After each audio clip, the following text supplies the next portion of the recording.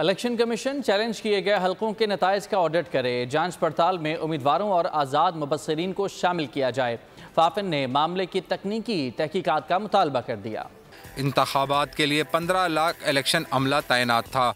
गिनती, टेबुलेशन, हतमी नताइज की तैयारी में कोताहियां हुई। इलेक्शन कमीशन जारी फार्म 45 से हकीकत की वजाहत करे। उम्मीदवारों की शिकायतें और नताइज पर अदम इत्मीनान का इजहार। फैफिन आस लगाए उम्मीदवारों की उम्मीद बन गया। इलेक्शन कमीशन से नताइज ऑडिट का मुतालबा कर दिया। फैफिन ने मुतालबा किया मामले की तकनीकी बुनियादों पर तहकीकात कराई जाए। अगर इंतखाबी खिलाफ वर्जियाँ की गयी तो वो पोलिंग स्टेशन या पूरे हल्के में दोबारा पोलिंग होनी चाहिए। बैलेट पेपर्स अकाउंट के बैग, जारी बैलेट पेपर्स की काउंटर फाइल और इंतखाबी फहरिस्त की मार्क कॉपी को देखा जाए। फैफिन ने उम्मीदवारों को मशवरा भी दिया, फैसले से गैर मुतमईन शख्सियत 30 दिन में सुप्रीम कोर्ट से रुजू करे।